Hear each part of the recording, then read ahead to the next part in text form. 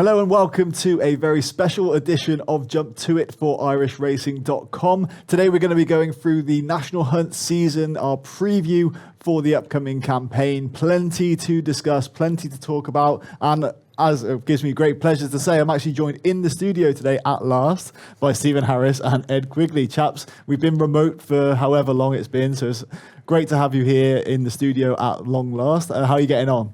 Yeah, well, it's great to be here, Joe. It's a bit of shock, really, to be honest, to be out of my attic for the first time in about 10 years. But no, it's great to be over here and together and looking forward to Cheltenham and some top-class jump racing. Absolutely. And for you, Ed, as well? Yeah, great to be here, guys. It's just good fun, good setup, isn't it? As you say, nice to not be live in the living room for a change. It does make a bit of a difference. But yeah, in regards to the upcoming National Hunt seasons, you say it's just really starting to go up a gear now, isn't it? It's that time of year. All the big guns are already out. Some of them are about to come out, and I mean, the thing I think is most noticeable, though, is you look through we had this big chat on air last year about the Irish versus English kind of strength. Well, there's a kind of joke doing the rounds that Willie Mullins could run the Cheltenham Festival just amongst his own yard, and when you actually start looking at the strength in depth of some of those powerhouse Irish yards, it could be a little bit more of the same this time round. I think, the Mullins, the Elliots, very deep pocketed in terms of the resources they've got, but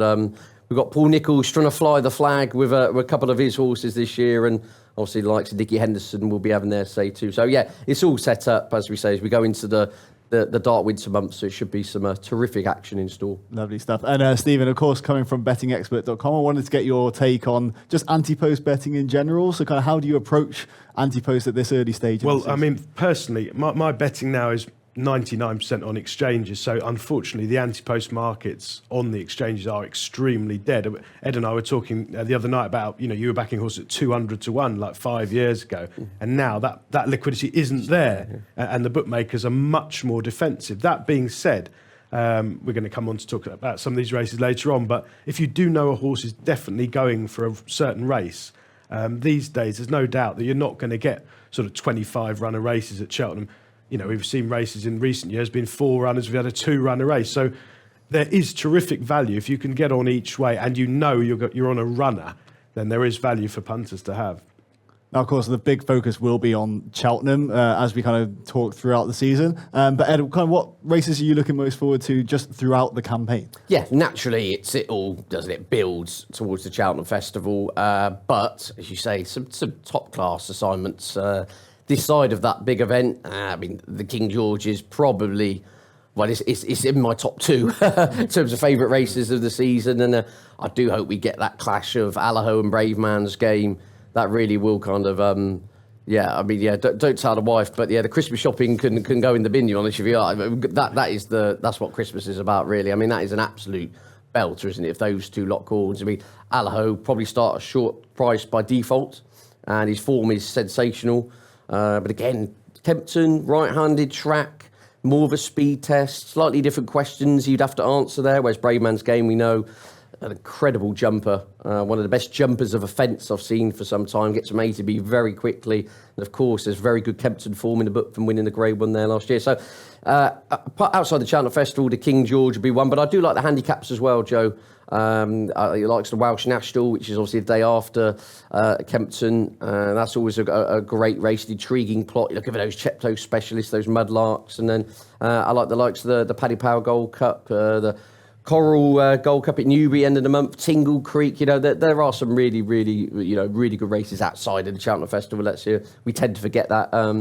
But there's lots to look forward to. We could be here about 4 hours, but I'm sure you won't want that, and neither will you. So, I'd say that in answer to your question, a convoluted way of saying the King George, I think is always a terrific assignment, and I'm just hoping those big guns get their bubble wrapped, because we could be in for an absolute treat. And Stephen, for you as well, from a punter's point of view, obviously Cheltenham again in the focus throughout the campaign. Yeah. But which races kind of stick out from an anti-post? Well, I agree with Ed about the Kempton Christmas Festival. Is always a really good meeting punting wise. I think it becomes you're looking for races that are not that competitive, as it turns out, and the bookmakers bet very fairly and they price it up as though it's 25 runners, and there's not that many realistic contenders. I mean, I think about Brave Man's Game and Allaho. I think when you're sort of going to look back in the form book at Brave Man's Game, while he was brilliantly impressive the other day, barely came off the bridle, he only really beat Paint Your Dream, and I'm not sure it was wonderful form, whereas Allaho is top class, done it before. I mean, I must admit, I still... Well, I was saying, on the form line through Eldorado Allen, he holds him, Allaho's comfortably ahead of Brave Man's game in that strict sense, but I thought it might be more Kempton, might be more of a leveller in that sense. Yeah. I mean, my thinking of generally is the Irish horses are at least a stone in advance. We said it 1,000 It'd be 3 stone by the time you well, get to it is, March. but I think it's true, because I think what happens is they win proper races on a Sunday in Ireland against the top yards in Ireland that are all trying for their lives. Whereas we end up having sort of 3 or 4 runner races. As it happens the other day, Ahoy Senior didn't run his race, was beaten over a mile out. So what actually did he achieve? You can pick holes in it, can't you? Whereas Allaho's been there, done it, got the T-shirt. But you're one's going to be 6-4 on, and the other one's going to be 3-1 probably. So we're only sort of confirming what the market already tells us. But no, it's brilliant racing over Christmas. So when you're sitting there, Joan, you've had like turkey for 4 hours and the in-laws are still not left. You're looking forward to Kempton already. You've moved on, haven't you, to Boxing Day and trying to find a few winners. Lovely stuff. Of course, we'll preview that in more detail close to the time. So hopefully some little bit of some pointers at this point of early stage in the season. The first race we're going to go into more detail on is, of course, the Champion Hurdle at Cheltenham. Fascinating with Constitution Hill against Honeysuckle. Ed, which way do you kind of see it going at this stage? Well, I suppose it's the road to how they get there, isn't it? Which is going to be fascinating. I mean, Constitution Hill is going to have a very Nicky Henderson profile and campaign, isn't he? He's going to run in, it sounds like the Coral Ascot Hurdle. It'll probably be a 4-runner race, and he's odds on. I mean, one thing is, if he did get quite deep there is a potential banana skin. In fact, it's 2.5 miles first time out on deep ground.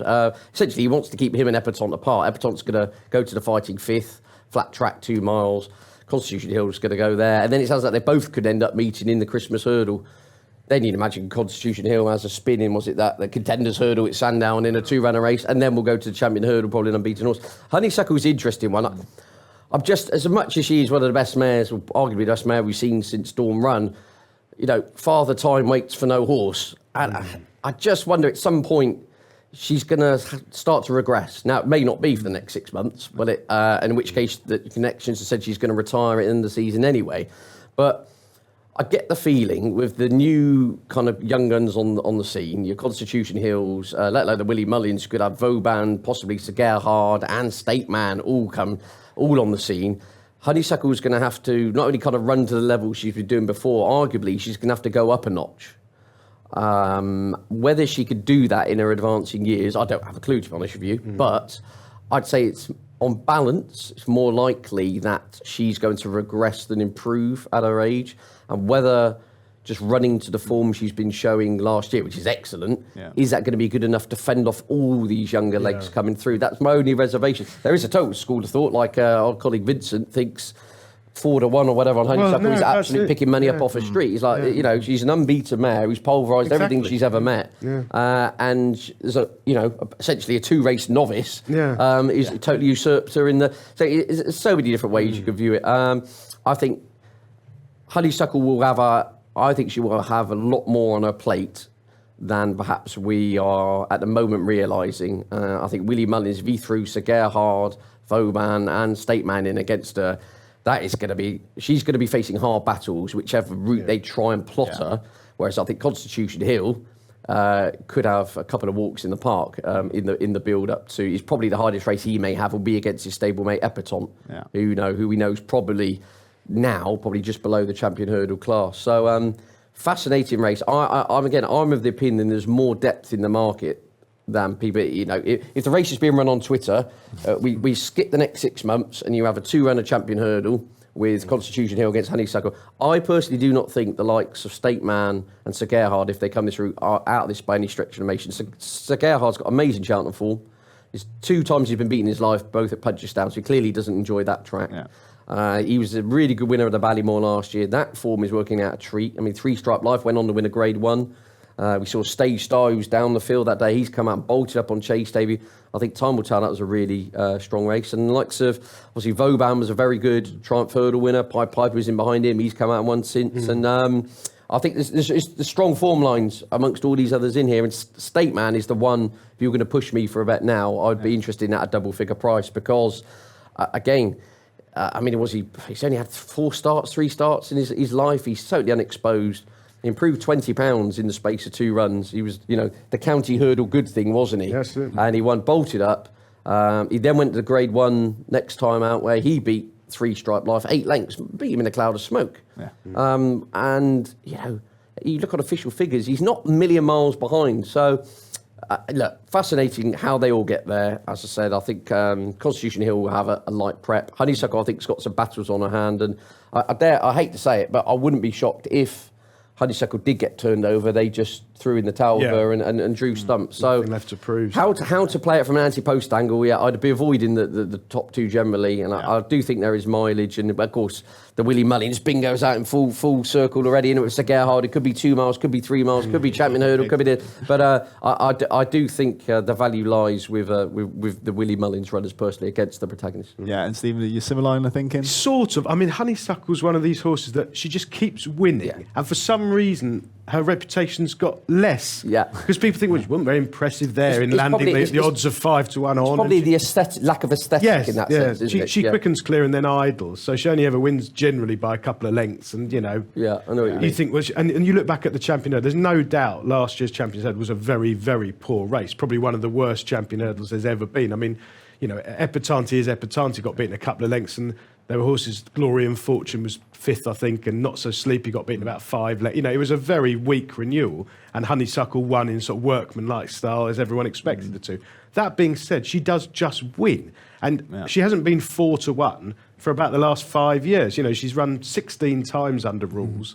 She won her point, and then she's won all 16 races since then, and now she's going to be the biggest prize she's ever been since she arrived from the pointing field. So it's fascinating. I mean, you do sort of suspect that this is going to be a very, very good race. I mean, Constitution Hill is a diabolical price.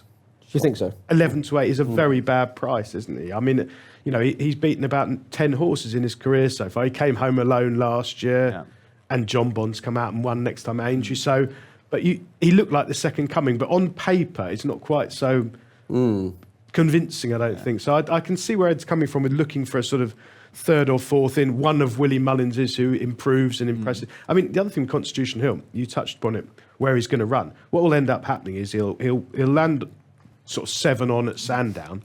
He'll miss Kempton because the ground will be too quick. He'll have a racecourse gallop at Newbury in January that that'll be covered on the television, though it's a race meeting, just a gallop, and then he'll go straight to Cheltenham. So he won't. I can't believe he's going to be any shorter than 11 to 8, whatever happens, because there's going to be a scare story. He's trod on a stone. He's missed a bit of work. There always is with these horses from Henderson's.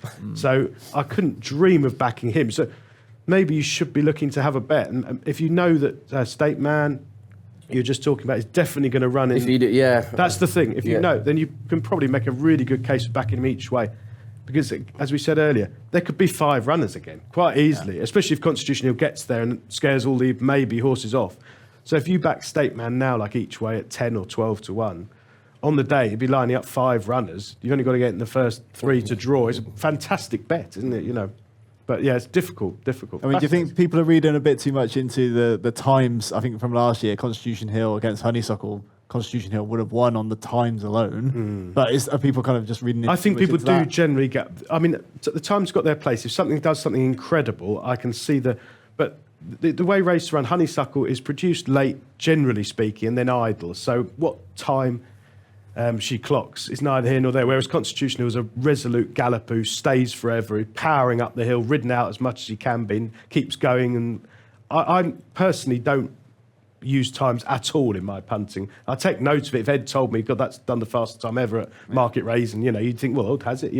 But it doesn't guide my betting at all, personally. Okay, that's good to know, actually, for a lot of people that want to kind of improve their betting, basically avoid that. I mean, you're looking at who's racing against who, right? Which horse? Well, everyone's got different ways to do it. Some people are fantastic judges. They use sectional times, piles of data that they look at every day, and they find winners and make betting pay. I mean, there's lots of different ways to skin a cat. There isn't one right way, but personally, I don't find the sort of times thing that useful for my punting anyway. Yeah, and for you, Ed, more just long shots. That's what you're. Yeah, I mean, I'm for a totally different kind of ballpark. Like generally speaking, I'm scouring anti-post markets more than the day-to-day market. So I'm looking at things from different perspective, different lens. The way a lot of the anti-post markets are now, and the way especially we'll come back to Cheltenham again, but so many races, there's multiple entries. Half the battle is getting your horse to the right target. And that sounds like a real layman's kind of silly thing to say, but it generally is. Whereas going back 15 years ago, before you had the Turners, you're running in, or whatever, you're running in the Yarkle or you're running in the old RSA. You're either a 2 miler or a 3 miler, and it was easy. You could call 6 months in advance, where, as a very simplified example. Now, everything is so murky, so it's almost getting the edge is, you've got to either convince yourself or just back your own judgment, perhaps going against what the market thinks of horse X will end up here. And I say it's amazing, really, where you look back through I was looking back through some of the previous Cheltenham festivals, and the horses where, in November, December time. A key example, going back to 2020, be Galvin, who won at Cheltenham's October meeting. Gordon Elliott came out and said, right, we're going to put him away until the, what was the 4 miler. We're going to put him away now from October to Cheltenham to the National Hunt Chase, of which he was 10, 12 to 1 at the time. Everyone's going, God, abysmal value, 12 to 1. I'm like, but is it now?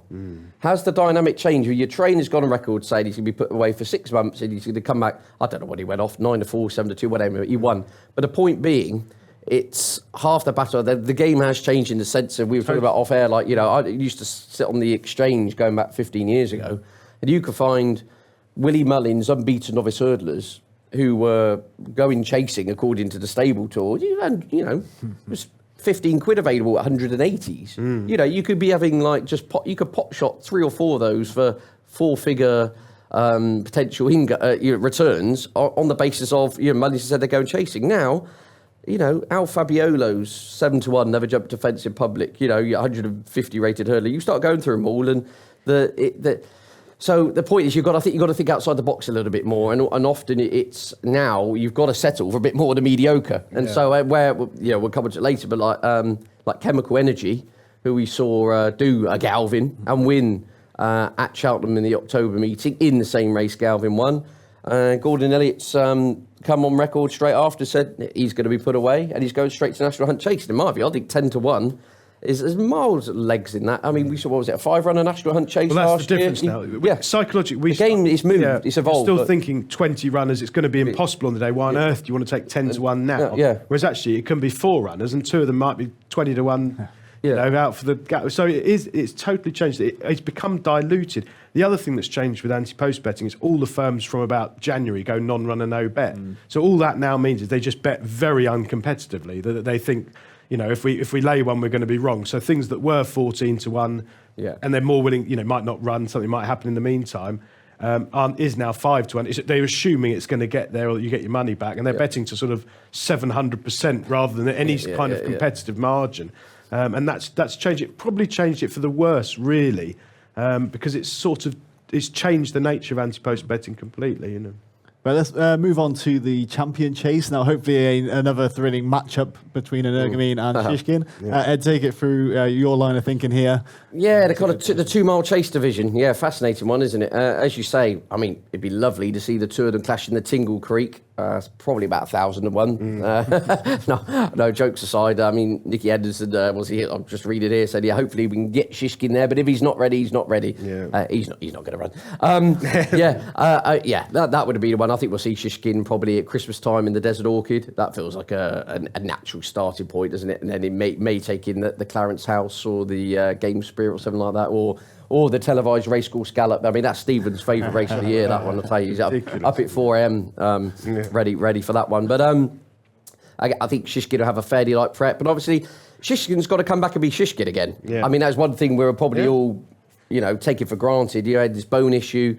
He's bigger, stronger, he's better than ever, all this, and he looks great. But this is classic. He's got to prove he can do it again. England against Ireland. It was. And Energumene's going to have had 2 or 3 very competitive hot races on a Saturday or Sunday in Ireland before Cheltenham. Shishkin, we haven't seen since last March, where he's beat after 100 yards. Something went majorly wrong. I know they've backfitted a story as to what it was, but you don't know that Shishkin is still the horse he looked like he was before that incident, whereas Energumene will have proved himself again on the track, and that's what that is the story of national hunt racing now, is that the Irish horses do it on a Sunday in competitive races, and the English horses pootle around at 5 on against nothing, and then have a gallop, and then you see them again, and they tend to be the same prices. That's the thing. I mean, looking at the prices now, how do they bet Shishkin and Energumene now? Energumene's presumably favourite. Yeah, we got it here. Yeah, so was it 2-1 Energumene? Yeah. 4-1 Shishkin? Yeah, I mean, Shishkin's got a lot to prove. I mean, that is a very bad price for it. It might come back and, prove completely wrong, but you couldn't dream of taking that until you saw Shishkin have a run. And when are you going to see him have a... What's Henderson said? Right, I think he's insinuating it's Kempton at Christmas is going to be the, he's back in full work. Whether he makes the Tingle Creek in a month's time, gut feeling is it's unlikely. So again, it's the paths there. Grenadine, I'd imagine, he's got Chacun Pour Soi, who... for whatever reason, seems to lose a leg when he gets on a boat to come over here. Still a very formidable horse despite his advancing years in Ireland. He'll be giving him some tough races. I mean, Fernie Hollow is the joker in the pack in the Champion Chase market. Yeah. I mean, that horse looked absolutely mustard. Got injured, obviously, was, I think, shade of odds on for the Arkle at the time of his injury. How he fits into the picture will be fascinating. I mean, it sounds like they've got a clean bill of health, touch wood, with him at the moment. When I joked at the top of the show, I said that, you could run the Willie Mullins Festival. He's got some incredible depth. He's got Gentleman to Me, I think, is another horse who's almost not really being flagged up enough. The way in which he swatted aside Edwardstone, who was a very convincing winner of the Arkle. Yeah. And Tom Cannon got off at Aintree, and I think that, after Aintree, the usual narrative is it's one run too many. Yeah. And I think Tom Cannon, I can't repeat word for word, but he was always being press ganged in to say, but it was Aintree, the horse must have been tired. And he said no, he thinks Edwardstone's run right to his best here. We've just bumped into one. And so Gentleman to Me looks, he kind of to me looks he's like jumping off the page at 14-1 type thing, in the sense I could only see his price going south. And I think he could be more than capable of, maybe not beating Energumene first time out, but he could easily rough up Energumene, I wouldn't shock me if he beat Chacun Pour Soi if they clashed head to head earlier on in the season. And so,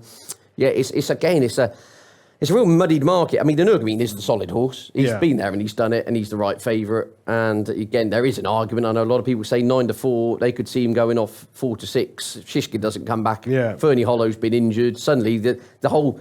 Within 2 months after doing this show, we're sitting here going, crying out loud, this thing's now 4-9 or whatever, and he's going to have to... And he will run in the race. And he will run in the race. Barring accidents. That is the final point I wanted to say. Yeah. There's absolutely... He's not going to go up in trip. No. Edwardstone, Alan King's already kind of put the feelers out there saying we're a brilliant Arkle winner, but this division looks hot. Yeah. We could be in a match against Allaho, which we probably lose in the 2.5 mile division, but the rest of the race looks relatively weak.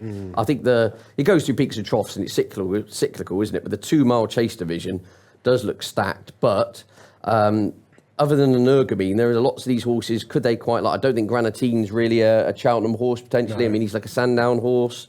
You're going through it. My Drogo's injured, probably be up in trip. Blue Lord. I suppose there's an argument he'll go down this route without being good enough. Bob Ollinger's reverted to hurdle. So again, you start, once you kind of decipher it, I think it's Willie Mullins has a very strong hand, and you've got Shishkin come back from injury when you actually break it down. So yeah, I'm kind of being hypocritical there and fence sitting, and says that I can make a very good case for why Energumene could be a lot shorter than 9-4 as the defending champion.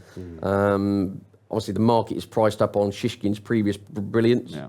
But Fernie Hollow, the joker in the pack. But Gentleman to Me, if you ask me for a value angle now, I wouldn't be shocked if he ruffled a few feathers over the next 4 or 5 months in the 2 mile chase division. Yeah, great stuff. And Stephen, for you as well? Yeah, a similar sort of idea. I think that you can justify having a bet in the race. You either back Energumene at sort of 9-4, 5-2, can totally see the logic of that, and maybe back something like Edwardstone each way and hope he does stick with this target, because he is a thoroughly reliable horse who's done it at Cheltenham, strong travelling, sound jumper. All right, he's got a few lengths to find with a couple of them probably, but he's going to give his running. And you've backed him each way now at sort of 16-1. Let's say Shishkin doesn't come back, misses the race. All of a sudden, Energumene could easily be sort of 5-4 or shorter. And what's the second in? Maybe Fernie Hollow is a big runner. And then there you are down to Edwardstone. You've got horses in here. My Drogo's probably, Dan's trying to get him back for the spring. But, that is a big if, and I doubt he'd go straight champion chase if he hasn't had a run before. Then he's not going to run. Trip more than anything, you need further anyway. Yeah. As you say, you get down the list, and you're suddenly, the firms have got Brave Man's game quoted. Well, he's 33 to 1. He's a million. There's horses that they don't really exist. Hitman will probably run over 3 miles, not 2. Yeah. So it's hard to make any kind of case away from sort of 6 of them, and it's quite hard to make a case that any of them are going to actually run in the race. So while it looks like they're, you've got a horse there 4 to 1 Shishkin, who, if Henderson's Genius gets him back, totally see it. But at the moment, you couldn't dream of backing him. You certainly don't want to back him each way. You're not looking to try and get the place money if he sort of nearly comes back. He isn't quite. He's either going to win by 20 lengths or be not running the race. So, maybe something like Edwardstone each way at like 16 or 20 with the same sentiments that Ed said. Yeah, fair enough. Well, let's move on to the stayers hurdle. I want to go through those. The staying hurdlers. So Flooring Porter, of course, won in fantastic fashion. We were lucky enough to meet with Danny Mullins as well. Hopefully we'll have him back on irishracing.com soon as well to help preview Cheltenham closer to the time. But Ed, how do you see the race shaping up? Yeah, again, Canny Danny, 2 years running now. Flooring Porter is Danny's ridden the other jockeys to sleep, hasn't he? Yeah. And I think there was a little bit of like, off he goes again. Right, he won't do it again, type thing. And Flooring Porter's again is in a bit of an argument here. At 9 to 2, he's still a young horse. Was he 7 rising 8? He's one of those horses who doesn't seem to grab the Twitterati. Don't crash his price. Yeah. He doesn't. He seems a little bit like Album Photo. When you say, "Well, that won a couple of Gold Cups," most people go, "Who?" In the sense that, you know what I mean. He's not a horse which is maybe a totally different story in terms of the Irish kind of public and imagination, but he's not a horse who'd be on everyone's lips, really. And he's when you look back at it, he's won the race twice in pretty convincing fashion. There's not a kind of load of hard luck stories in behind, generally speaking. So he's a very good horse. He's going to have a relatively light campaign again. I think he's going to perhaps race. Have one spin soon, then Christmas, but then come into Cheltenham relatively fresh, and then again, I think this is the most wide open division of the lot outside of Flooring Porter. Like if you're not a Flooring Porter fan and you want to go elsewhere, good luck, because there's fun going on here. I mean, you've got Blazing Cow, of course. Menagel got the nice scoop down at Charles Burns' yard. He's staying over hurdles. He shows a very good hurdling form as a novice last year. He's got to prove he's fit from injury. I mean, your third favourite's Bob Ollinger, who's been injured, ran a lacklustre race, probably the worst winner of a Grade 1 ever, in the sense, obviously, galloping the Champ capsized. Two-runner race. State Man, I'd be shocked if he went 3 miles. I mean, Willie Mullins is saying it's either Carnival or it's Champion Hurdle.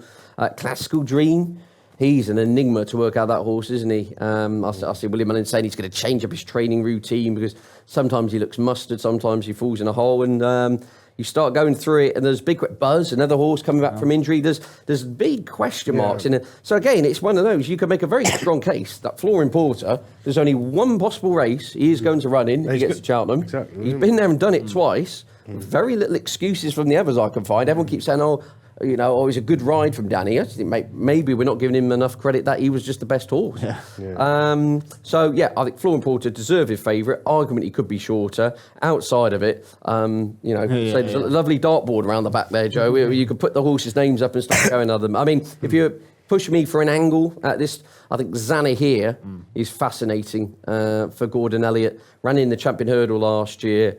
Looked outpaced but stayed on and placed. Went up to 2.5 at Aintree and crashed out in the closing stages when he looked as though he was staying on.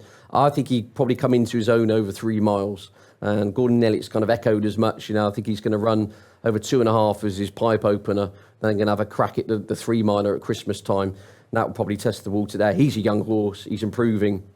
And again, there's thankfully yet, a Ryanair hurdle at the Cheltenham Festival, so I can't see them ever coming back to 2 to have the speed, especially with your Constitution Hills and Honeysuckles of this world flying around. So, again, he's the type of horse, there's only one race I think he can ever run in if he proves he's up to that level at Cheltenham. So I think there's definitely mileage for him at a double-figure price. Zanna here, But I think Flooring Porter, very good horse, an underrated horse, and personally a very fair price. Yeah, I do agree with that. I mean, I haven't recovered yet from I backed Champ. Probably had my biggest bet of the Cheltenham Festival. Well, we didn't mention him. Yeah, each way, and he somehow managed to finish fourth. And watching the race back, it was one of those you're sort of thinking. I think he's probably won, but he's definitely in the frame. Whatever, he was absolutely cruising up the inside, and he just flattened out. And Paisley Park mugged him on the line for third.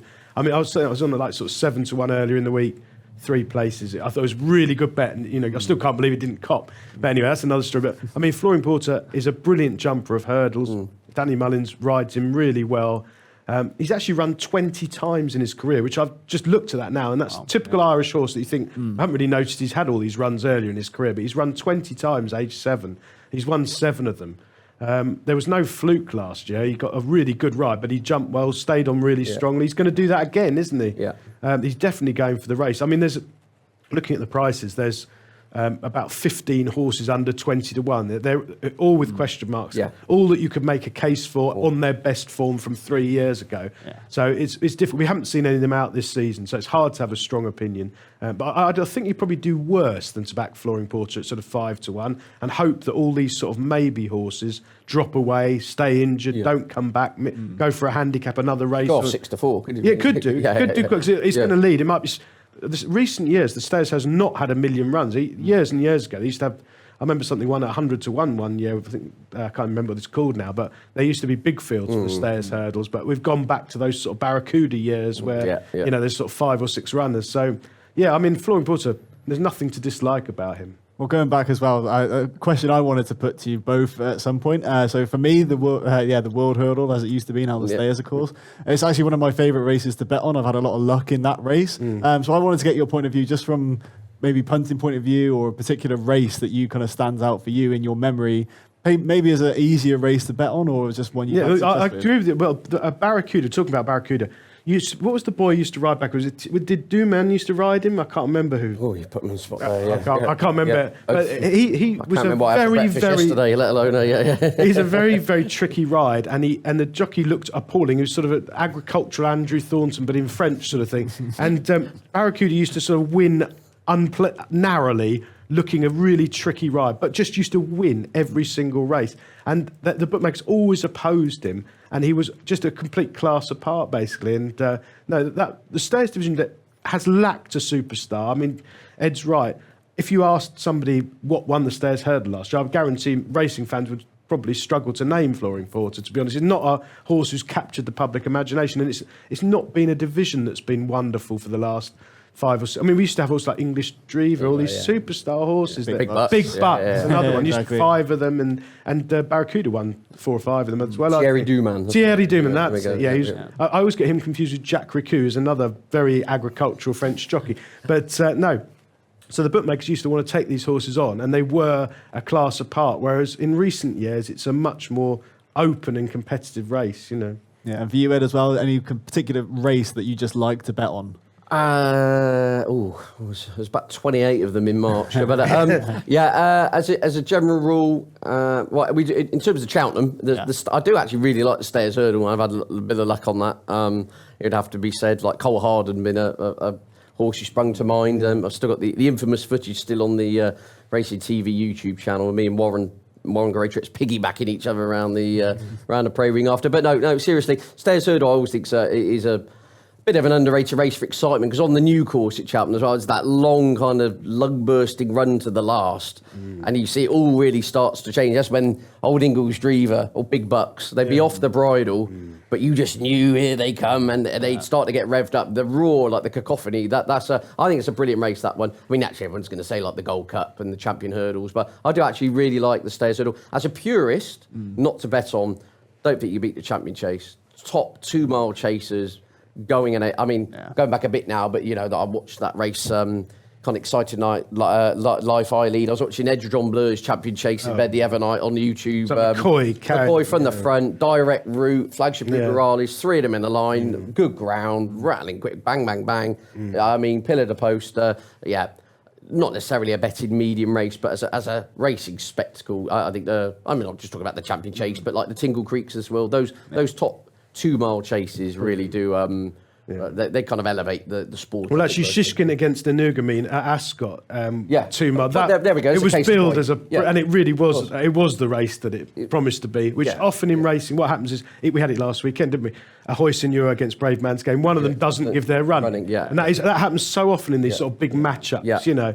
But that is when you get there was the Moscow Flyer, Azurchop, Wild Chief. Yeah, and they're all there. All there now. And something about the 2 milers. Yeah, with the speed they're going, I think it's. Cheltenham is a brilliant spectacle. It's magic. And there's something about the Cheltenham Festival as well with the races there. I think one of the reasons bookmakers pay so much for pitches there is that the complexion changes.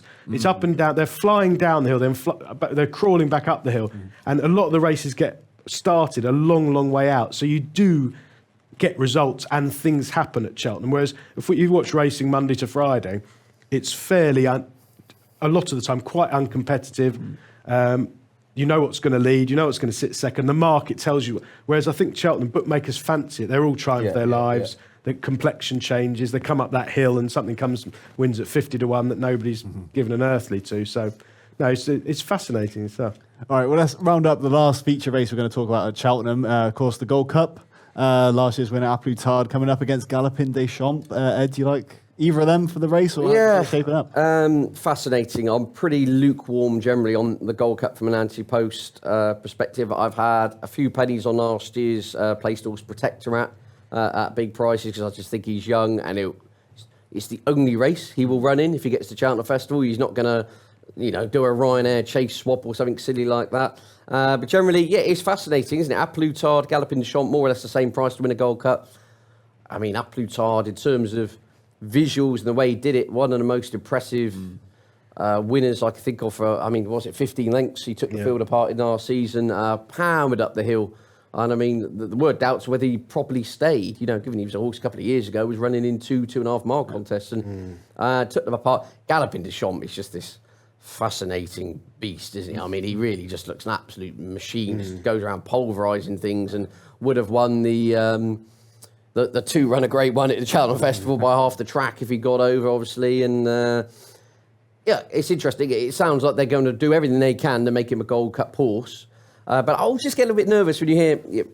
It's 2 ways of reading it. Willie Mullins saying he's good enough to do anything. We could run him in the Champion Chase if we want to. He's got speed. This is the point. You either take that on one way of saying, well, he's that good, we can do what we want with him, or B, is it in the back of Willie Mullins' mind, by drawing him out to 3.25 miles, will you maybe be blunting his best asset?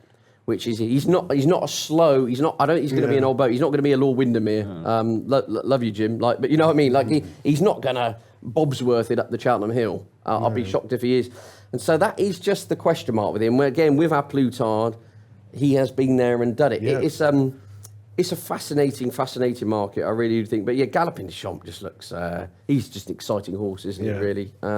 Be fascinating. I mean, I don't know where he's going to start off. It sounds as though A Plus Tard's going to do last year's tried and tested formula. First time out in the Betfair Chase at Haydock, a game which he won in a common canter by 20 lengths, didn't he? I mean, they didn't see which way he went. He's going to start a short price for that. So there's a tried and tested formula, which Henry de Bromhead obviously likes to stick with. And as he says, why do we need to change anything? We've got a 15-length Gold Cup winner on our hands. So really, really fascinating. And from the kind of British challenge, I suppose naturally Lompress, formed very well at Cheltenham Festival, flopped at Aintree. I can kind of forgive that. I don't think he's a horse who's particularly easy on himself. I get the feeling he's the kind of horse who throws the kitchen sink into every race. And I think he probably will be seen sparingly this season. I think he'll have a lighter campaign. Hoysignor's got question marks to answer. I wouldn't totally rule out he ended up in the Gold Cup with half a chance, personally. I know they're probably in the minority here. The run at Wetherby was too bad to be true. It really was. You go back to some of his form last year, it does look pretty smart. And I mean, he comfortably put in, Brave Man's Game in his place on a couple of occasions. And it was too bad to be true, that run. I think he's probably not going to be up to the level of winning the Gold Cup. And the point being, I wouldn't be shocked if his fortunes U-turned throughout the season. And at least he lined up with a live each way chance on the day. So fascinating race. No strong view as of yet. Brave Man's Game. The final horse we should probably touch upon from the British Challenge. Obviously, he's a horse who's already divided in opinion by winning every time. I mean, he was crabbing him straight away on the top of the show. Yeah. But what I'm trying to say is, I get a feeling there's a lot of politics here. Not privy to anything, personal conjecture, talking absolute nonsense. I think Paul Nicholls would swerve Cheltenham. He would pay not to send the horse to Cheltenham. I think feels like Kempton, Denman Chase at Newbury, then Aintree or Poacher. He doesn't think he'll stay 3 mile too. That's reading between the lines. It's like Ryanair or Gold Cup or keep him fresh and send him to Aintree for the bowl type thing. I get you what I mean. Again, it's almost in a similar way to Galopin de Champs, 3.25 miles. How does Harry Cobden smuggle him round Cheltenham? I mean, you could argue Corto started it, but he was an exceptional horse. And, you could over to. He's going to have to not quite have a Hartshable ride, but you want to see Brave Man's game in a soft ground Gold Cup. He's going to have to be pounced late, definitely. Isn't it? It suited Brave Man's game. He'd ridden more patiently for the first time the other day when he won on his comeback. That was almost the first time they'd not tried to lead on him. He was only the second circuit he turned the screw, wasn't it? Yeah. And he came through on the bridle and won. But he's only beaten Paint Your Dreams, and because the form isn't any good. So I don't particularly fancy it. It's another one of those races. Le Homme Press, Venetia Williams has not had a runner for about 9 months. I know that's typical for her, but we're now in November, and she's barely had a runner because the ground's only just started to. She hasn't got them on the gallops. So Le Homme Press ticks a lot of boxes. Won the Brown Advisory really impressively. He's proper beat a Hoy Senior. Proper stayer. A proper stayer who jumps superbly. He's done it at Cheltenham. He's the right age. Has only had a handful of races. Not impossible that one could improve. I think that A Plus Tard is definitely favourite because he stays. Right. I know that they said it was a slow run Gold Cup last year and he was in the right place, but he'd got them covered the whole way. I mean, it might have been a poor race on the day. He won by 15 lengths. He's going to go for the race. He's trained by a genius. He's definitely a rock. So again, a bit like Flooring Portrait, sort of 5-1. I wouldn't be racing to lay A Plus Tard in case that he's going to do it. You've been taking French lessons. Oh yeah, sorry, that's terrible. That is terrible. I get a lot of. Don't worry with Thierry Duman. I got Thierry Duman. Right? Thierry Henry would be calling it. But no, I mean I can see the case 4-1. I wouldn't want to lay 4-1. He's going to go for the race. He's still improving, jumped superbly, done it at Cheltenham. There's not many negatives for him, whereas you've got a lot of negatives for the other. I mean, Galopin Champs, I think he's more of a sort of 2 mile. I see him as a speed horse. If it got to a slog, it might not. It might be good ground at Cheltenham in March, and it might suit him, and he might be a different class and all the rest of it. But I think he's got a lot of speed. And in Gold Cups in the past, before climate change and all the rest of it, used to be slogs. They used to be wars of attrition. That it was a brutal race. They're out on their feet, winning it. Last year we saw A Plus Tard glide round on goodish ground and sluiced up, but that's not my memory of most Gold Cups. So if it is soft, Galopin de Champs, it would have to be a fairly doubtful stay. I mean, La Homme Press will definitely stay. I don't think Brave Man's Game will stand. I'm not sure he's good enough. And then you're down to a lot of horses. I mean, Shishkin's quoted in the race, and Galvin, I doubt, would run in the. There's a lot of horses that aren't. Unless something miraculous happens, they're not going to run. So I could probably back A Plus Tard at 4-1-ish, and maybe Long Press at 14. Speaking of miracles as well, I want to bring up Hewitt. Of course. Any mention for him as well? Well, yeah. I mean. You've got to start saying yes now. Yeah, I mean, I've been the doubter all the time, and Johnny Ward's been giving it the big one about him for now. I know Emma's very keen on his chances as well. And I thought it was a bit of a spoof season at first. Like, I don't mean that disrespectfully, but this horse just keeps winning. Yeah, and it's all very well. Like idiots like me coming on and poo-pooing him, going, "Oh, he couldn't win it." But if he wins, will he pass the breath test after? He's had all this Guinness, hasn't he? He's been drinking Guinness. Well, maybe that's the secret. I thought what we should be doing. I thought that was a very funny Twitter explosion that people were outraged that he was drinking Guinness, but if it had been out of a paper cup, there would have been proper murder. How much was the Guinness? Was it £8.50? But, a serious point. He's what's he rated? 163 or 7. I haven't got him in front of me now, but he's up in the top 5 rated staying chases in Ireland. I mean, he might be in the top 3 or 4 now. Like. It's unbelievable for a horse. Was it allegedly £800, €800 he cost? Yeah. He's another one. He's run 31 times in his career. He's only 7 at the moment, be 8 by the time the next Gold Cup. How's he run 31 times? They just run their horses. Totally different. I mean, I bet you there's not been a Gold Cup winner ever that's run 31 times. I mean, you probably look back, there might be. But it's a lot of races for, But they're not running 6 times a season. It's a funny profile of a horse, isn't it? In terms of how he's come into the Gold Cup picture. Obviously, we know he stays. In the sense that he's got very good staying form in handicaps. He's clearly got a bit of boot about him as well to win at Galway. Went over to America, obviously got the job done there, pocketed that $250,000. And yeah, I mean, again, I'm just looking now. So he was 4th at Galway just over a year ago. He won at Sedgefield. There can't be any horse ever won at Sedgefield who's won a Gold Cup either. But he was beaten off 116 in a hurdle just over a year ago. Yeah. And he's now in the Gold Cup picture rate. 167 is the picture rate. I mean, back or lay him at 25 to 1, I'd sooner lay him personally. Maybe so. I can see why people get excited. As you say, keeps winning. You get these horses. And he's going to run. Yeah. It sounds like he might even be going straight there. You know, they possibly might run in the Irish Gold Cup, but he could be bubble wrapped. He's only 7. Yeah. He's improved 3 stone in the space of a year. On official figures, he's only got to improve another 4 or 5 pounds to be a serious Gold Cup candidate. I mean, so someone's wrong. Either his official rating's wrong, or in that case, 25 to 1 is an absurd price from that logic. Exactly. Do you know what I'm saying? But then, as I said, there's still me, like us cynics, us doubters are still there, like, do we quite believe what we're seeing here? Maybe I need some stride data to confirm it or something. What about here's one for the Gold Cup? Corrick Rambler, who could be one of your sort of 200 to 1. Not good enough. No, I think more of a national type, I think, personally. Ran all right the other day, though. If there was one left of field, I think he's a bit fragile, but from a Nicky Henderson yard, Dusart. I don't think he's... I can't say he's going to win a Gold Cup. But what I'm saying is I think he could easily jump into the picture as one of the UK protagonists in the Stay and Chase division.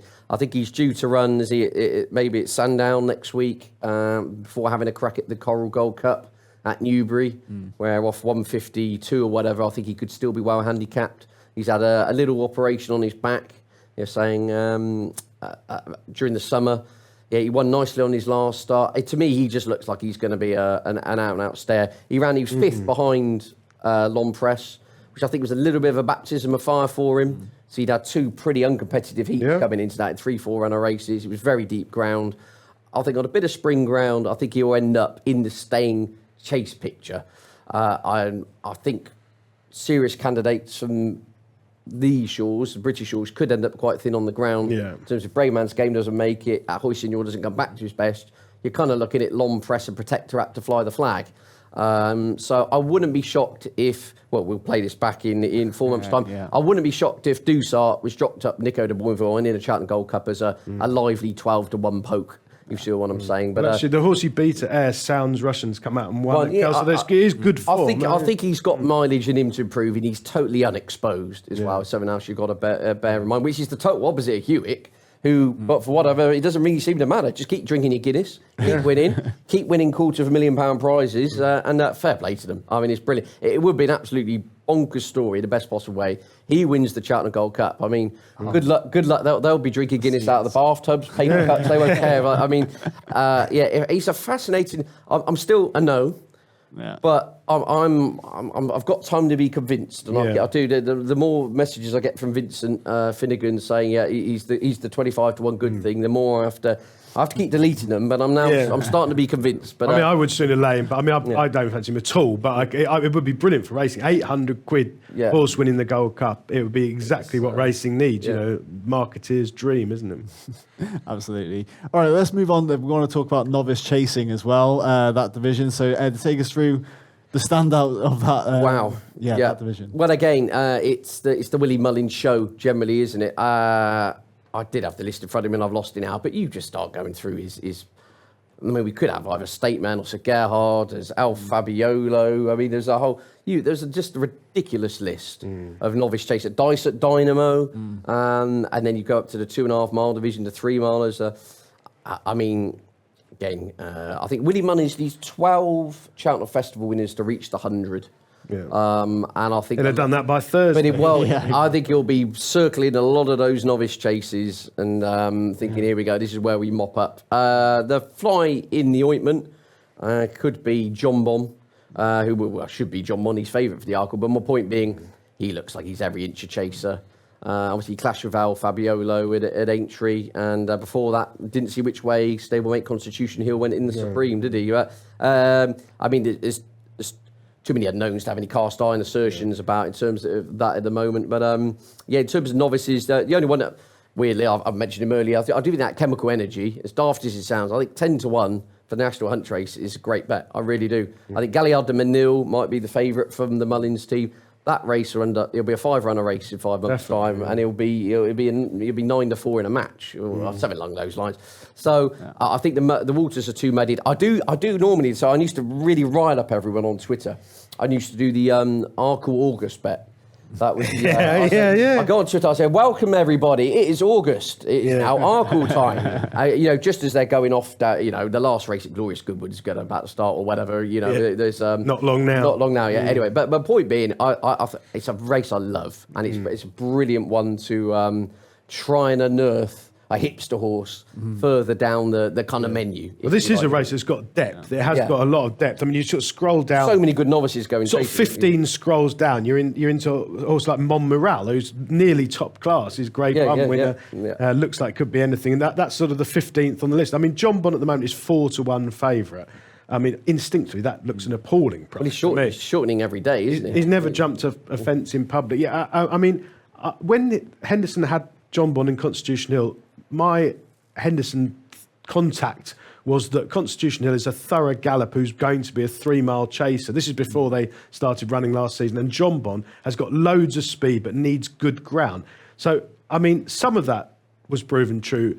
But John Bon showed a really good attitude at Aintree final start. I mean, I laid him. I didn't fancy. I thought it was a terrible price at Aintree. I think you could lay sort of 5-4, maybe even less by the finish. But he showed something different. He wasn't just a glider with a turn of foot. He really put his head down and battled. Now, maybe he was still feeling the effects of Cheltenham when he got lapped at Cheltenham by Constitution Hill, only 22 lengths. But he showed something different, John Bon.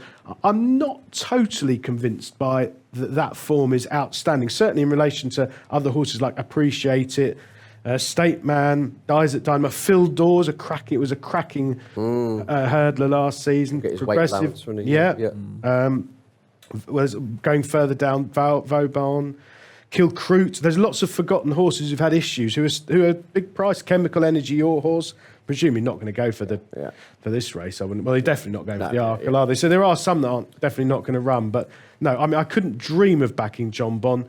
We haven't seen any of them jump yet. We saw Penton Hills jump the other day. Oh, anyway, no. Yeah, he's 50-1. I saw him. I mean, Penton Hills a graded winner over hurdles, top class horse, at his best, and he's completely 51, unconsidered. So it's a lot of unknowns. Very, very strong. I could. Whereas A Plus Tard, I could very much take 4-1. I couldn't dream of taking John Bon. I think there could be 20 other horses who could be better than him.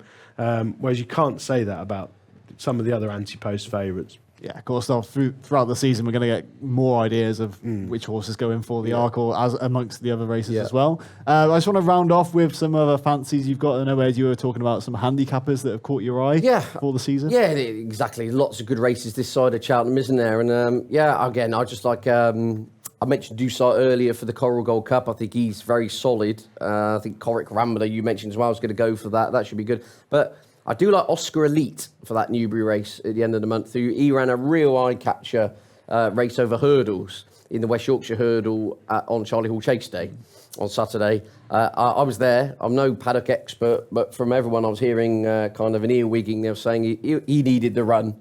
A bit like me after my breakfast this morning, legging it here, sweaty mess. Like Oscar Elite, he needed the run, put it that way. And Joe Tizard kind of insinuated as much, look, we want to run him over hurdles. Just chewed him up and get him fit. But if you go back to 2016, his father, Colin, did it with Native River.